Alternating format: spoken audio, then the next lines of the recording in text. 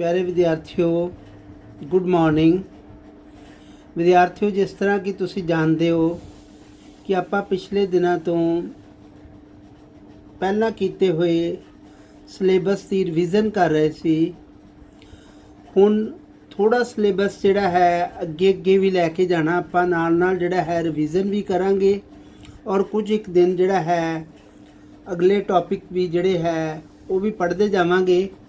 तो अज जो है असी चैप्टर 9 की जिहड़ी है 9.1 एक्सरसाइज सीक्वेंसिस एंड सीरीज़ जिहड़ी कि तुसी 10th क्लास च भी इहदा कुछ पोर्शन जिहड़ा है अंक गणितिक लड़ियाँ अरिथमैटिक प्रोग्रेशन के रूप विच पढ़िया होया है। आओ असी सीक्वेंसिस एंड सीरीज़ के आधारित कुछ क्वेश्चन जिहड़े है करिए और 9.1 एक्सरसाइज जो तुसी क्वेश्चन जिहड़े है वो सॉल्व भी कर सकते हो, तुसी देख लेना। नहीं तो फिर असी अगले लैक्चर दे विच एक्सरसाइज 9.1 के जिहड़े होर क्वेश्चन है वो भी करांगे। तो फर्स्ट क्वेश्चन है बहुत ईजी है। Write the first 3 terms in each of the following sequences defined as.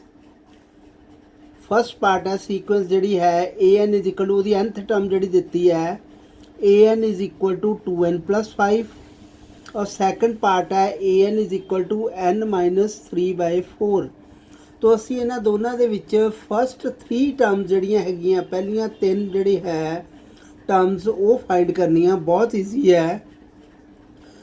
A N is equal to 2n+1 N नू पहला 1 फिल करांगे, फिर 2 फिल करांगे, फिर 3 फिल करांगे। तो जोड़े आंसर्स आएंगे वो साड़ियाँ जिहड़ियां फर्स्ट 3 टर्म्स होणगियां। तो n putting N is equal to 1 2 3 we get n 1 put किया A1 is equal to 2 into 1 plus 5 2 into 1 plus 5 2 1 2 plus 5 कितना हो गया 7। A2 मीन एन की जगह तो 2 फिल किया 2 into 2 plus 5 2 to the 4 plus 5 is 9। A3 means n की जगह तो 3 फिल कर देना 2 इंटू 3 प्लस 5 6 प्लस 5 11 मीन्स असी एन नू पहला इत्थे 1 फिल करना A1 आ जाएगा, 2 फिल करांगे A2 आ जाएगा, 3 फिल करांगे A3 आ जाएगा। तो इस तरह साढ़े को जड़ियाँ 3 टर्म जड़ियाँ फर्स्ट 3 टर्म तुहाडे को आ जाणगियां। इसी तरह जो सैकेंड पार्ट है A N is equal to n-3/4 है। फर्स्ट 3 टर्म्स फाइंड करनी है तो एन नू 1 2 3 पुट करना उस तरह ही putting N is equal to 1 2 3 we get A1 is equal to 1-3/4 means -2/4 cancel होके -1/2 आ गया। A2 is equal to 2-3/4 2 minus 3 is -1/4। A3 is equal to 3-3/4 3 minus 3 is 0/4 is 0। N नू पहला 1 फिल किया A1 आ गया, फिर इत्थे 2 फिल किया A2 आ गया, 3 फिल किया। अगर तुहानू कहा जाता सीधा ही कि ये 15 कड्डो तो तुसी एन नू 15 फिल कर लेना सी 15 - 3/4। मान लो इस पार्ट दे विच कह दिंदा A20 फाइंड करो 20th टर्म तो तुसी एन नू 20 फिल कर लेना। जिहड़ी भी टर्म फाइंड करन नू कहा हुण इत्थे फर्स्ट 3 क्या सी फर्स्ट 3 का मतलब है first term second term third term. First term लिए एन नू 1 पुट कर दिता, सैकेंड टर्म लिए एन नू 2 पुट कर दिता, थर्ड टर्म लिए असी एन नू 3 पुट कर दिता। जिहड़ी टर्म उन्हें क्या होवे उस दे अकॉर्डिंग असी एन की जिहड़ी वैल्यू है वो भर के आंसर साढ़े कोल आ जाएगा। इसी तरह जी नैक्सट है नैक्सट क्वेश्चन साढ़े कोल है what is the 20th term of the sequence defined by an is equal to n-1 into 2 - n into 3 plus n।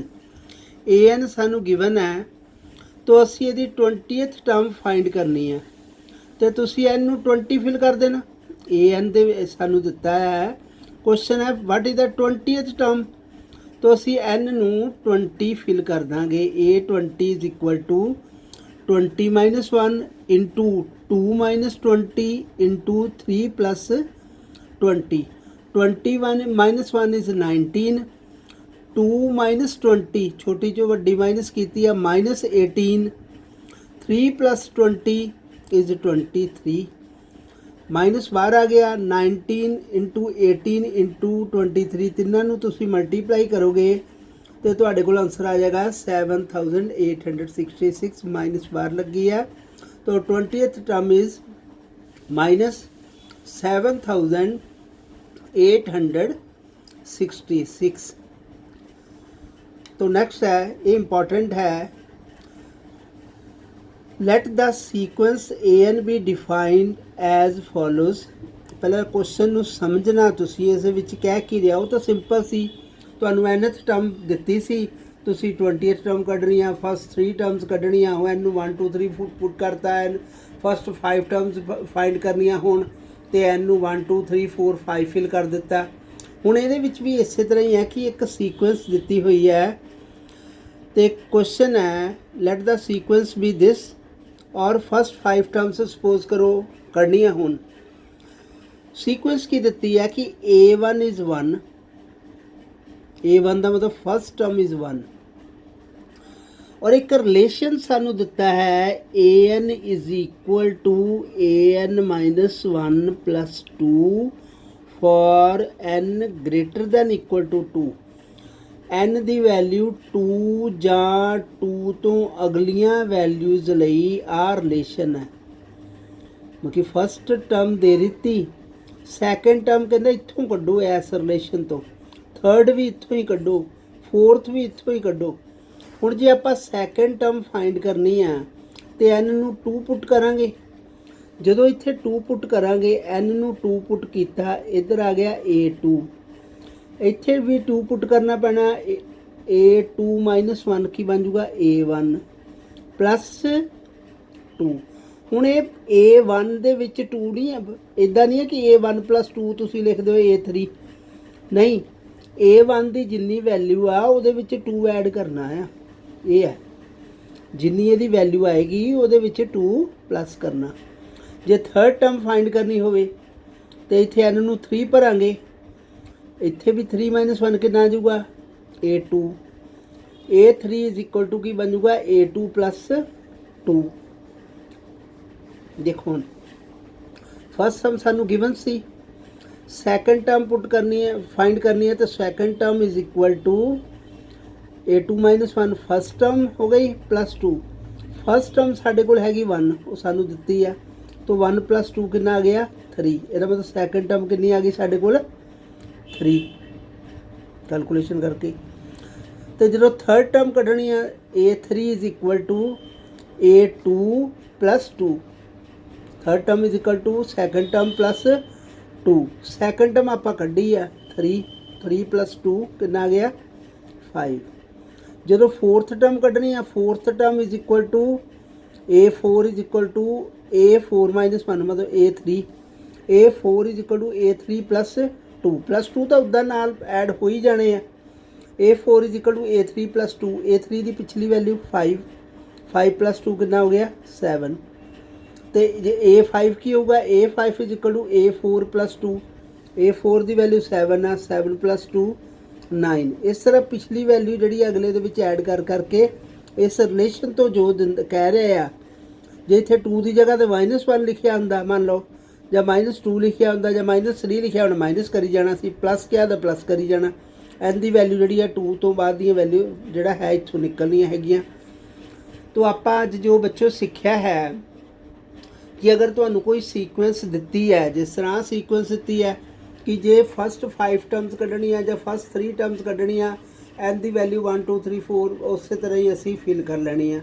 J direct क्या हो 15th टर्म कढ़ो कल्ली एक तो n नू 15 भर देना ठीक है। तो एक जे रिलेशन के हिसाब नाल कढ़नी हो तो रिलेशन के अकॉर्डिंग तो ये जोड़े क्वेश्चन है सिंपल जोड़े क्वेश्चन है तुहानू 1 मार्क का या 2 मार्क्स से जोड़े क्वेश्चन है ये तुहानू बेटा आंदे हैगे आ। आपां चैप्टर तुहानू भी पता है कि कंपलैक्स नंबर दे विच आयोटा वाले जोड़े है multiplication addition of complex numbers ਇਹ ਕਰ ਰਿਹਾ ਸੀ 5.1 ਐਕਸਰਸਾਈਜ਼ ਕੀਤੀ ਸੀ, ਠੀਕ ਹੈ। ਤੇ ਨਾਲ ਨਾਲ ਮੇਰਾ ਸੀਗਾ ਕਿ ਮੈਂ ਤੁਹਾਨੂੰ ਥੋੜਾ ਸੀਕੁਐਂਸਿਸ ਸੀਰੀਜ਼ ਜਿਹੜੀ ਈਜ਼ੀ ਟੌਪਿਕ ਹੈ, ਅਸੀਂ ਪਹਿਲਾਂ ਵੀ ਕੀਤਾ ਹੋਇਆ 10th ਕਲਾਸ ਦੇ ਵਿੱਚ, ਉਹ ਵੀ ਨਾਲ ਜਿਹੜਾ ਹੈ ਤੁਹਾਨੂੰ ਥੋੜਾ ਜਿਹਾ ਉਹਦਾ ਆਈਡੀਆ ਵੀ ਮੈਂ ਦਵਾਂ। तो इस करके ਜਿਹੜੀ ਹੈ ਇਹ ਐਕਸਰਸਾਈਜ਼ ਜਿਹੜੀ ਮੈਂ ਅੱਜ ਸ਼ੁਰੂ ਕਰਵਾਈ ਹੈ, तो ਕੱਲ ਤੱਕ ਆਪਣੀ ਕੋਸ਼ਿਸ਼ ਹੋਏਗੀ ਕਿ ਇਹ ਜਿਹੜੀ ਹੈ ਐਕਸਰਸਾਈਜ਼ ਅਸੀਂ ਕੰਪਲੀਟ ਕਰ ਲਾਂਗੇ। ਨਾਲ ਪਿਛਲੇ ਚੈਪਟਰ ਜਿਹੜੇ ਹੈ ਸੈਟਸ ਦਾ ਰਿਲੇਸ਼ਨ ਫੰਕਸ਼ਨ ਹੈ ਉਹਦੀ ਤੁਸੀਂ ਦੁਹਰਾਈ ਕਰਦੇ ਜਾਓ। ਜਿੱਥੇ ਪ੍ਰੋਬਲਮ ਆਉਂਦੀ ਹੈ ਤੁਸੀਂ ਮੇਰੇ ਨਾਲ ਕੰਟੈਕਟ ਕਰ ਸਕਦੇ ਹੋ। Thank you.